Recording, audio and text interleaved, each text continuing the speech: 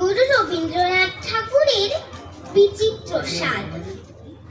আমি যখন পাঠশালাতে যাই, আমাদের এই বাড়ির গলি দিয়ে 10টা বেলায় রোজ